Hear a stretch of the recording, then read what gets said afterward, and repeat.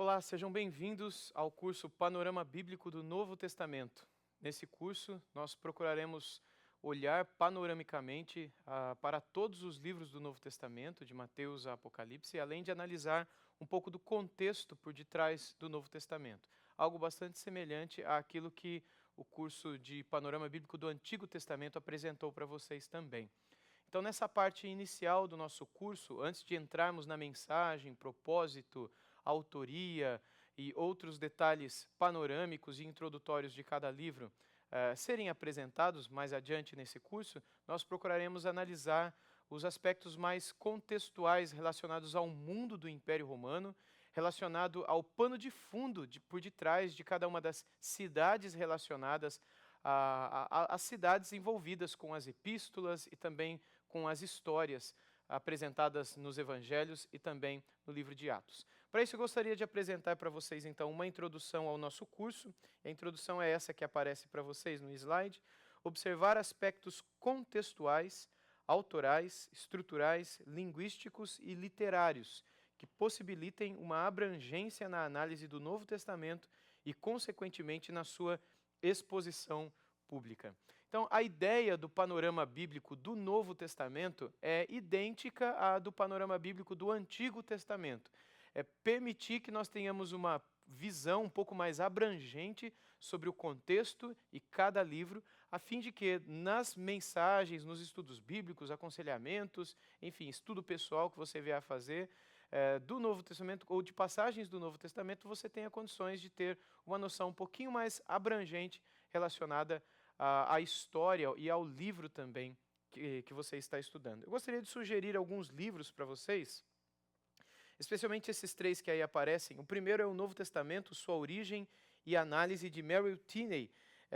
Esse livro é um dos livros que eu mais tenho recomendado e a opção dele, diferente dos demais livros que aparecem aí para vocês, tanto Panorama do Novo Testamento quanto Introdução ao Novo Testamento, a diferença do primeiro para os dois últimos é que o primeiro escolhe a ordem cronológica da história dos acontecimentos bíblicos, enquanto os dois últimos livros escolhem a ordem canônica da apresentação de cada livro. O que significa isso? A opção do primeiro livro, do Merrill Tenney, é a de expor a mensagem, o panorama e a história de cada livro à medida que esses livros são escritos. Então ele começa com Gálatas e Tiago e 1 Tessalonicenses, que são os primeiros livros a serem escritos na história do cristianismo. Ele apresenta já Marcos, já dialogando um pouco com a possibilidade de Marcos também ter usado uma fonte chamada de fonte que, por causa do Quelle, no alemão, que significa fonte. A possibilidade de existir essa tal fonte, que ninguém sabe se de fato existe ou não, e que tenha sido usada como base para todos os demais evangelistas no Novo Testamento e também como base para futuros escritos nas epístolas paulinas. Então, com base nisso, o Merrill Tenney começa a expor a mensagem de cada livro. Então, cronologicamente, à medida que essas mensagens estão sendo escritas, à medida que Paulo avança em suas viagens missionárias e funda igrejas nessas cidades para as quais ele vai escrever suas epístolas mais adiante, ele vai então expondo a mensagem e a história por detrás de cada livro, meio que passeando pela mensagem do livro de Atos e expondo a mensagem de cada livro que aparece relacionado às igrejas, relacionado às cidades, apresentadas no livro de Atos dos Apóstolos. A opção dos outros dois livros é de expor a mensagem canonicamente, ou seja, à medida que cada um desses livros é apresentado na sua ordem canônica na Bíblia Sagrada, eles expõem esses livros. Então, começando de Mateus, Marcos, Lucas, João, Atos, Romanos, Coríntios, e eles vão até a mensagem de Apocalipse. Todos os três livros são excelentes e permitem a nós uma abordagem, uma visão panorâmica, alguns não tão panorâmicos assim, outros mais panorâmicas, de todo o Novo Testamento. De modo que, tendo acesso a essas três literaturas, vocês conseguirão ter uma visão panorâmica de cada um desses três livros bastante rica. A diferença dessa abordagem panorâmica para a abordagem mais exegética, e que na parte exegética você recorta uma passagem específica e se foca naquela passagem, ou naquela história, ou na doutrina apresentada numa determinada perícope ou recorte da Escritura. A diferença, então, da visão panorâmica é que você não se detém a certas passagens. Por isso que nem no curso de panorama do Antigo, nem no panorama do Novo, a gente vai lidar com passagens específicas, tanto do Antigo quanto do Novo. No panorama do Novo Testamento, o que nós faremos, então, é ver panoramicamente, de fato, a mensagem de cada livro, olhando um pouco para o contexto por detrás de cada um desses livros. Então, tendo feito essa apresentação de livros e sugestão também de leituras, eu gostaria de começar com vocês dando uma olhada no contexto do Novo Testamento, um pouquinho sobre como era o mundo naquela época, um pouquinho do contexto político também de então. Então, eu gostaria que a gente pensasse um pouquinho no Império Romano, e quando a gente olha para a história do Império Romano, que era, enfim, o pano de fundo do mundo naquela época, nós percebemos que o Império Romano não veio do nada, não é? Ele veio de uma sucessão de conquistas de impérios que remontam até aos antigos reinos do Egito, que são conquistados pelos Hicsos, depois eles expulsam os Hicsos, isso cerca de 2000 a.C.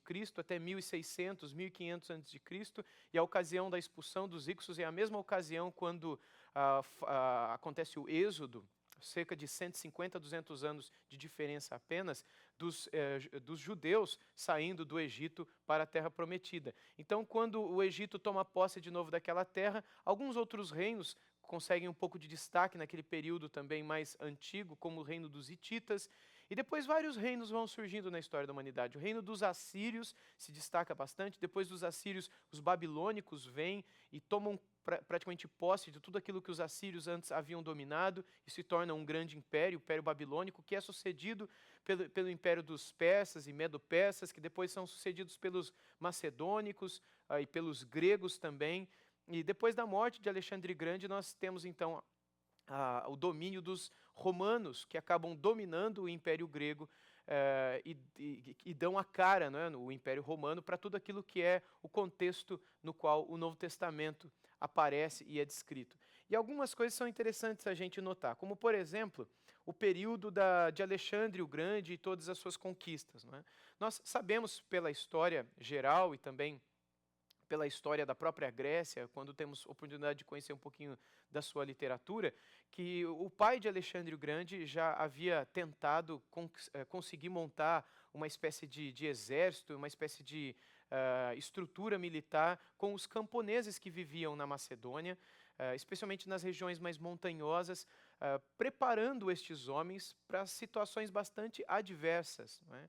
Então ele tinha uma habilidade bastante grande na questão de juntar essas pessoas e organizar essas pessoas, mas é o seu filho que vai ser dotado de um gênio militar, de um gênio de organização, de uma genialidade incrível, e é o seu filho então que vai conseguir avançar em terras e dominar muitos territórios. Eu gostaria de ler um trecho desse livro de Mary Tinney para você, que é um dos livros que eu sugeri no início, que está na página 29, no qual o autor descreve um pouquinho sobre Alexandre e suas conquistas.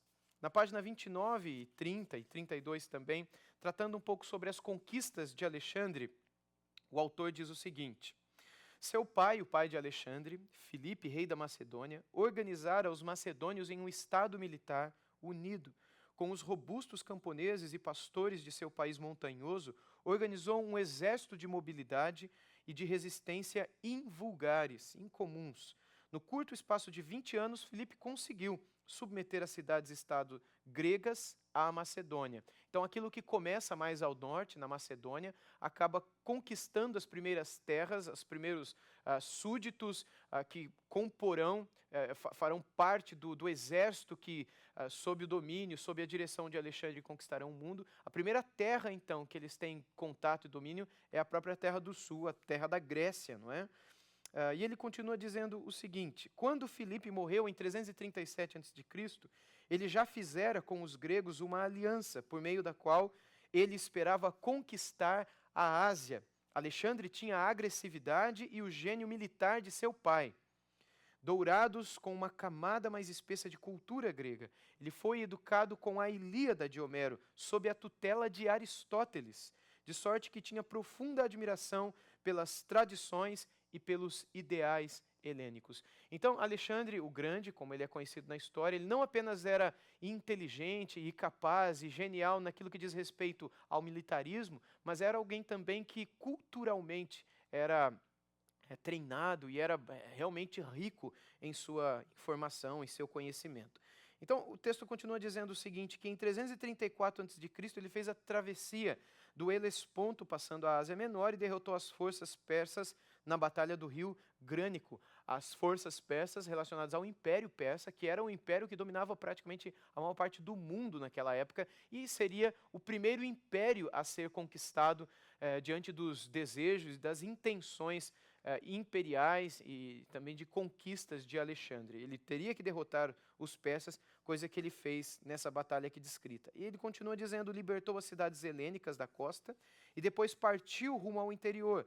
Derrotou de novo os persas na batalha de Iso, o que lhe deu o domínio de toda a Ásia Menor, e a seguir voltou ao sul, ao longo da costa da Síria, em direção ao Egito, onde fundou a cidade de Alexandria, que seria a primeira de muitas Alexandrias que Alexandre fundaria ao longo de sua história.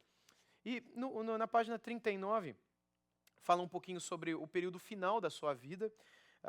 Na página 39 diz, o império de Alexandre não sobreviveu à sua morte. Ele que morre em 324 em decorrência de várias febres, enfim, de muito enfraquecimento de sua constituição física, segundo o autor, por causa de luxúria e folias nas terras da Babilônia, por ele conquistadas também. Ele morre com a idade de 32 anos. E toda a sua conquista, todo o seu império não sobrevive à sua morte. Ele não deixou herdeiros capazes de governá-lo e finalmente foi dividido todo o seu império entre os seus generais. Ptolomeu ficou com o Egito e a Síria meridional. Antígono reivindicou a maior parte do território no norte da Síria e a oeste da Babilônia. Lisímaco obteve a Trácia e a parte ocidental da Ásia, e Cassandro dominou a Macedônia e a Grécia. Seleuco I conquistou a maior parte do território de Antígono depois da batalha de Ípsio em 301 a.C., e o reino de Lisímaco também foi incorporado ao reino dos Seleucidas. Então, com o império fragmentado, dividido entre os seus imperadores, entre os seus governadores, que também brigavam entre si por várias questões, que não entram nessa parte mais contextual, introdutória, o império foi enfraquecendo por causa dessa fragmentação interna, dessa divisão e brigas também entre os seus generais, que acabam cuidando de todo o império diante da morte de Alexandre o Grande. Isso fez com que o império ficasse, de certa maneira, fácil a ser conquistado por aqueles que viriam após eles, que foram os romanos, que quando então dominam sobre toda aquela região e entram em batalhas contra os generais e os exércitos gregos, facilmente os vencem por causa da fragmentação e da facilidade que encontraram nessa ocasião. Essa parte é importante que nós compreendamos, porque quando nós olhamos para a literatura no Novo Testamento, nós percebemos muita influência da cultura grega. Os autores de história greco-romana vão dizer que, embora o Império Romano dominou todas as terras que antes pertenciam à Grécia e outras além, os romanos não conseguiram conquistar a cultura, mas foram conquistados por ela. Durante o avanço de Alexandre o Grande, ele fez com que a literatura de praticamente todas as regiões conquistadas fossem traduzidas para a língua grega. E fez também com que várias escolas surgissem e várias cidades como centros de educação surgissem também, especialmente aquelas relacionadas ao seu nome, que ficaram conhecidas na história como Alexandrias, pudessem educar e ensinar a cultura helênica, a cultura grega, aos habitantes daquela região conquistada, e fez então com que a literatura mais querida de todas essas regiões também fossem traduzidas para a língua grega, a fim de que fossem inseridas na própria cultura grega e fossem ensinadas como se fossem parte de uma cultura só. E nesse ínterim, o que nós encontramos é a própria tradução da Bíblia hebraica, do Antigo Testamento hebraico, que foi traduzido algumas décadas antes do nascimento de Cristo, para o grego, na versão conhecida como Septuaginta ou Septuaginta, a versão dos 70. Existe muita lenda por detrás dessa versão e dessa tradução, mas ela foi feita dentro desse mesmo propósito dos gregos, de fazer com que toda a cultura daquele tempo fosse traduzida para aquela língua. E é curioso que quando nós entramos no período do Novo Testamento, todos os livros do Novo Testamento são escritos na língua dos gregos, por causa dessa helenização, desse espalhar da cultura grega que vem por força das conquistas de Alexandre o Grande. Quando nós encontramos o apóstolo Paulo, o apóstolo Pedro, nós encontramos o autor, por exemplo, de Hebreus, escrevendo a sua epístola aos Hebreus, todos eles se valeram dessa versão grega em suas citações do Antigo Testamento nas epístolas do Novo Testamento. Quando Paulo cita algum texto do Antigo Testamento numa de suas cartas, ele não faz menção ao texto hebraico, com uma tradução para o grego que ele está fazendo ali no momento de escrever. Não, ele faz menção do escrito grego, do texto da Septuaginta, nos testemunhando com isso que a Bíblia que os apóstolos usavam fora de Israel, o texto inspirado que eles usavam ao redor do mundo, era o texto já traduzido da Septuaginta e não o texto que nós estamos acostumados a conhecer como Bíblia hebraica ou Antigo Testamento hebraico. Isso só para a gente perceber como a cultura grega influenciou o mundo do Novo Testamento. Por outro lado, nós temos também, por detrás de todo esse período, depois que os romanos dominam todo o contexto grego, as terras gregas, eles fazem várias coisas que acabam marcando também a história do povo judeu, como essas que eu destaco no slide para vocês. Os judeus sobre o período sob o domínio dos asmoneus, a história dos macabeus e a história dos próprios Herodes, a família dos Herodes, não é? Que são vários deles conhecidos, alguns deles, especialmente 2 deles, aparecem no Novo Testamento. Eu quero aqui dar destaque também às palavras de Mary Tinney na página 41, onde ele descreve o seguinte sobre o domínio dos asmoneus. Com a obtenção da liberdade judaica, Simão foi eleito sumo sacerdote vitaliciamente. Seu reino, embora breve, foi próspero. Um tratado negociado com Roma e confirmado em 139 a.C. reconhecia a independência do Estado judaico e recomendava-o à amizade dos súditos e aliados de Roma. As condições econômicas melhoraram e a justiça era devidamente administrada por tribunais. E a vida religiosa experimentara um grande despertamento. Se você tiver a oportunidade de comprar esse livro, você vai ver que nessa página, na página seguinte, o autor traz um gráfico com toda a história da família dos Macabeus e a influência dessa família e também a união dessa família com os amoneus. E como Matatias e os seus filhos, não é? Especialmente Judas e Judas Macabeu e João Hircano e outros que ficaram muito conhecidos por meio dos livros que estão incluídos na Bíblia Católica, como nós estamos acostumados a mencionar, não é? Vulgarmente mencionar a Bíblia Católica, por causa daqueles livros que são acrescidos ao Antigo Testamento dentro dessas versões católicas da Bíblia Sagrada, nos quais nós encontramos tanto primeiro quanto segundo livro dos Macabeus, nos quais nós encontramos a história desses homens, a história dessa família que tentou preservar o temor do Senhor em Jerusalém. Quando eles, por causa dos invasores imperiais, viram-se, tentados a colocar, ou pelo menos a aceitar a idolatria dos romanos dentro do templo em Jerusalém, eles empreenderam uma espécie de luta contra tudo aquilo, por temor do Senhor. Então, a história dos Macabeus é uma história muito bonita, e a sua luta contra a idolatria e pela pureza da nação de Israel, de certo modo, ajudou a formar ou a moldar aquilo que seria o judaísmo no período do Novo Testamento, quando nós encontramos algumas facções como os fariseus ou os zelotes e outras que nós veremos mais adiante nessa parte introdutória também. Todas essas facções ou essas seitas do judaísmo do período do Segundo Templo, especialmente do período do Novo Testamento, essas seitas ou essas facções, elas surgiram durante esse período de formação religiosa da nação judaica pós o retorno do cativeiro babilônico e pós também a conquista dos romanos sobre aquela região. ok? Um pouco mais sobre essa história é colocada na página 42, 43, especialmente quando ele diz o seguinte: por causa das constantes mudanças das guerras civis de Roma, Herodes conseguiu conservar-se no favor do partido vencedor. E Hircano deu ao seu apoio a Herodes. Antônio nomeou Herodes e Fazael co-governadores da Judéia, enquanto Antônio estava no Egito. Os partos atacaram Jerusalém e capturaram Hircano e Fazael. Herodes fugiu da cidade a tempo de salvar a sua vida. Antígono, entre 40 e 37 a.C., ou seja, um período bem próximo àquele que nós conhecemos do Novo Testamento, um outro filho de Aristóbulo II, apoiado pelo partido saduceu, que já nessa época era forte, e era um partido religioso, mas que descria em uma série de coisas, como por exemplo a ressurreição, e namorava com o governo e com algumas questões políticas dos romanos, e considerado pelos judeus como inimigos de Roma, marchou contra Herodes. Com o apoio dos partos, ele reivindicou o reinado, mas foi derrotado pelo general romano Sócius em Jerusalém em 37 a.C. Antônio, por causa da instigação de Herodes, mandou degolar Antígono, o primeiro caso em que um rei capturado for executado pelos romanos. Com a morte de Antígono, a dinastia Asmoneu chega ao seu fim.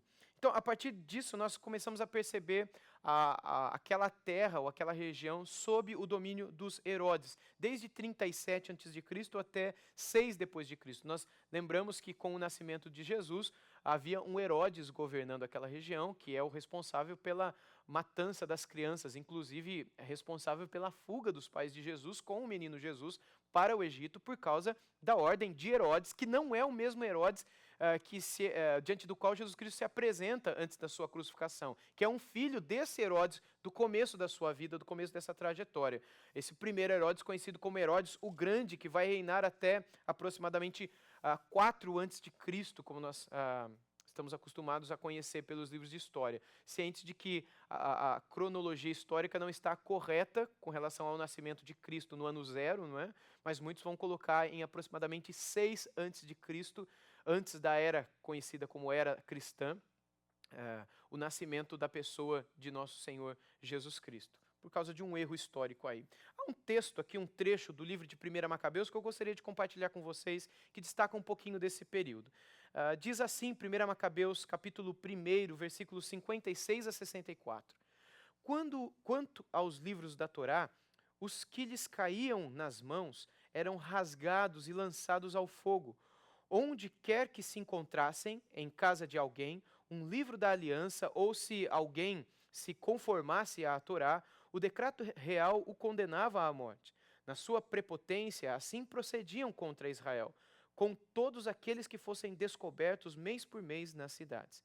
No dia 25 de cada mês, ofereciam-se sacrifícios no altar levantado por sobre o altar dos holocaustos. Então aqui o autor ele está descrevendo um pouco do cenário ali na Judéia, especialmente em Jerusalém, quando os romanos tentam trazer uma espécie de idolatria para dentro do templo de Jerusalém. E são os familiares relacionados aos macabeus que vão lutar contra tudo isso. Continuando no texto, nós lemos assim: quanto às mulheres que haviam feito circuncidar seus filhos, eles, cumprindo o decreto, as executavam com os mesmos filhinhos, pendurados a seus pescoços, e ainda com seus familiares e com aqueles que haviam operado a circuncisão.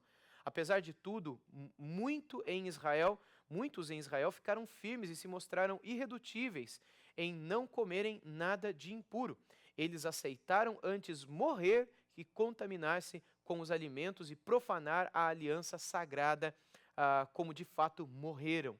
Foi sobremaneira grande a ira que se abateu sobre Israel. Aí então o autor dos livros, especialmente de 1 Macabeus, vai tentar fazer um pouco de aplicação, dizendo que a razão pela qual tudo isso aconteceu seria por causa de pecado, como a gente vê no livro de Juízes e outros livros no Antigo Testamento.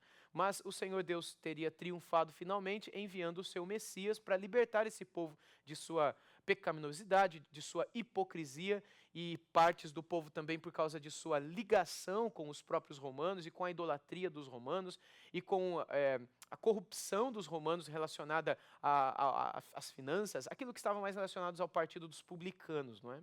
Então, quando nós olhamos para toda essa história, nós precisamos compreender um pouquinho daquilo que era o Império Romano em si, em todo esse período. Quando nós olhamos para um mapa do Império Romano, e tem esse diante de vocês, o que nós encontramos é que o Império Romano era dividido em muitas províncias naquela época, como, por exemplo, a nação brasileira é dividida em vários estados, não é? De norte ao sul. Então, o estado de São Paulo, o estado da Bahia, o estado do Pará. Naquele período, nós também encontrávamos vários estados que possuíam o nome de províncias. Então, existia a província da Judéia, a província da Galiléia, da Samaria, a província de Roma e outras, a província da Bretanha, mais ao norte, é conhecida hoje como Inglaterra. Várias províncias, não é? Dezenas e dezenas de províncias. E sobre cada uma dessas províncias, um governador. Como, por exemplo, o governador da Judéia era Pôncio Pilatos, né, na ocasião da morte de nosso Senhor Jesus Cristo. Então, esse era um pouco do cenário social e geográfico e político daquele tempo, dentro do qual o nosso Senhor Jesus Cristo nasceu, período conhecido como a plenitude dos tempos. E quando a gente olha para a história dos romanos, nós conhecemos que esse período é conhecido como um período de grande paz, por causa daquilo que César Augusto conquistou no seu período de monarquia, de império. Eu vou falar um pouquinho mais sobre isso daqui a pouquinho. Aqui nós temos a foto da cidade de Roma, e nesses livros de panorama do Novo Testamento, todos eles praticamente trazem várias fotos sobre essa história, sobre o período no qual eles conquistaram o mundo, praticamente todo de sua época, e construíram não somente fortificações, mas estradas que levavam para vários lugares e muito bem construídas, facilitando em muito o correio daquela época e a disseminação de notícias e informação. E é nesse período que os textos do Novo Testamento florescem e facilmente correm por todo o império. É desse período que surge a frase de que todas as estradas ou todos os caminhos levam a Roma, por causa dessa grande malha viária construída pelos imperadores, especialmente por César Augusto, que é o imperador do período do nascimento de Jesus Cristo, e Tibério César, que era o imperador do período da morte de nosso Senhor Jesus Cristo. Nesse outro mapa, nós temos ali ao norte da África, um destaque para a cidade de Cartago, né? Página 17 aqui desse livro também. O autor fala um pouco sobre as batalhas e lutas que haviam entre Roma e Cartago. Cartago se constituiu no pior de todos os inimigos, antes do período do Novo Testamento começar, de Roma. De modo que vários conquistadores, vários imperadores tentaram destruir Cartago e não conseguiram. Alguns chegaram a ter a possibilidade de fazê-lo e, por razões desconhecidas, não o fizeram. Assim como também Aníbal, um grande conquistador, teve a oportunidade de destruir os romanos de uma vez por todas na história, mas não o fez por razões que até hoje nós não conhecemos, quando Roma estava nas suas mãos.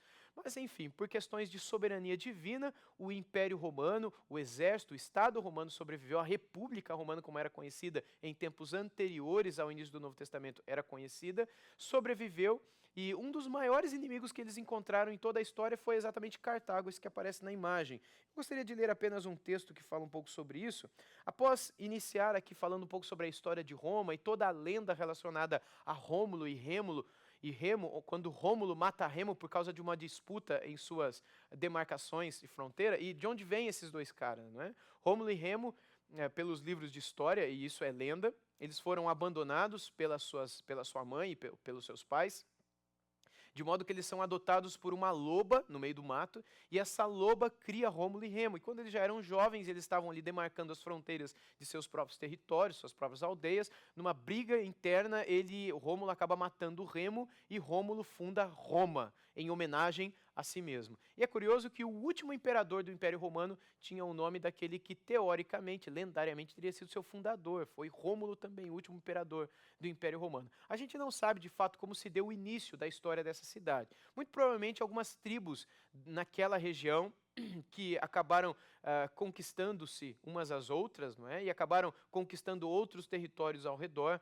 e eles foram crescendo, até que vieram a dominar praticamente toda aquela terra. O autor dá aqui uma possibilidade dizendo o seguinte: no início do século V a.C., alcançou um grau sólido de organização política sob o governo de forma republicana. esse território ao redor da cidade de Roma. E Roma, por meio de alianças com as comunidades circunvizinhas e por intermédio de uma longa sucessão de guerras contra os etruscos no norte e contra as outras tribos do sul, tornou-se senhora de toda a Península Itálica por volta de 265 a.C. Os povos conquistados ficavam obrigados, por tratados, a conservar a paz e foram gradualmente absorvidos pelo domínio romano. Durante os anos de 265 a 146 a.C., Roma esteve empenhada em uma grande luta contra Cartago, que detinha o poder marítimo de todo o Mediterrâneo Ocidental. Cartago, em sua origem, foi uma colônia fenícia, mas com a derrota que Alexandre infligiu à pátria-mãe, Fenícia, a colônia viu-se compelida a atuar independentemente. E seguindo o exemplo dos fenícios, tornou-se uma nação rica e poderosa, e os seus barcos realizavam todo o comércio do Mediterrâneo. E sua civilização era caracteristicamente oriental, e sua sociedade tinha uma forma de oligarquia, mantida por um exército mercenário e era governada por um poder autocrático. Então, Cartago é mais conhecida por seu poder marítimo e por isso dessa imagem aí de um antigo porto, não é? E algumas embarcações saindo dele, relacionado a essa cidade de Cartago, no norte da África, enfim, que fazia com que todos os cartaginenses fossem temidos, sobretudo naquilo que dizia respeito ao mar Mediterrâneo. Quando então, por fim, um dos senadores romanos consegue convencer os demais líderes das famílias senatoriais, líderes ali do Senado romano, de que Cartago deveria ser deletada da história. A frase que ficou conhecida na história romana é Cartago delenda est. Com essa frase, um desses senadores conseguiu convencer praticamente toda a Roma, não apenas os senadores, mas também o governador da época, o imperador da época, de que Cartago deveria ser deletada, extirpada de toda a história. Porque se não fosse, Cartago permaneceria sendo um pesadelo para os romanos em toda a história. Então, ou nós os destruímos de uma vez por todas, ou sempre teremos essa pulga atrás da orelha.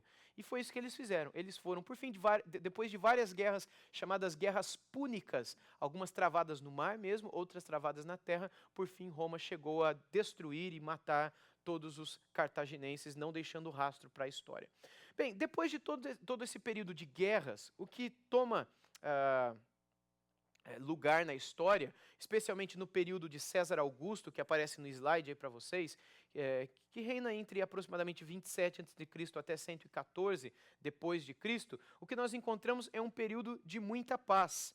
Ainda fazendo menção a esse livro, quando o autor destaca a vida de César Augusto, ele diz que durante o seu governo, o Império Romano, ou o poder do Estado imperial, estabeleceu-se por completo. E o povo, cansado de guerra, ansiava por paz. Augusto tornou-se o príncipes pax, não é? Ou o príncipe da paz. Aquele que conseguiu fazer com que existisse a pax romana, não é? Em todo o império, fazendo com que as legiões do exército romano espalhadas por toda a fronteira do império, tão somente mantivessem a paz, servissem para manter a paz em todo o império, não tendo outra função senão essa mesmo. Não é? De modo que não havia mais guerras ou conquistas, ou mesmo povos que causavam ameaça para os romanos. Isso então permitiu que existisse a tal da Pax Romana, não é? A paz romana em todo o império. Essa é uma das razões pelas quais alguns comentaristas e pesquisadores, estudiosos, eruditos no Novo Testamento, dizem que o Novo Testamento trata esse tempo como a plenitude dos tempos, não apenas o período no qual o Messias veio até nós, mas também por causa de que nunca na história do mundo até então, o mundo havia conhecido tanta paz numa região tão grande de todo o seu território, pelo menos no do mundo conhecido naquela época. Um pouco mais sobre Augusto aqui. Na esfera política, o novo principado era um compromisso entre a velha república e a ditadura que Júlio César advogara. Júlio César um pouco antes de César Augusto. E conservou-se teoricamente o Senado como um corpo legislativo e em 27 a.C., O Senado romano, conferiu a Augusto a função de comandante-chefe das forças armadas do Império. E em 23 a.C., alcançou o poder governamental vitaliciamente, coisa estranha para todos os imperadores antes dele.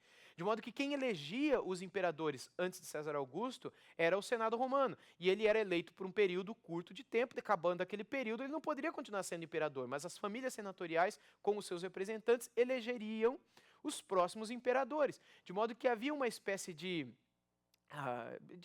controle sobre aqueles que iriam imperar. Apenas em situações de guerra, o direito romano desse tempo antigo dizia que o Senado poderia conferir ao imperador a função de um ditador e poderes ilimitados e criador de leis à sua própria mercê, durante um período de 6 meses, em tempos de guerra, em tempos de instabilidade e perigo nacional, o Senado conferia ao imperador essa função. Mas, terminado aquele período de 6 meses, o poder voltava para o Senado.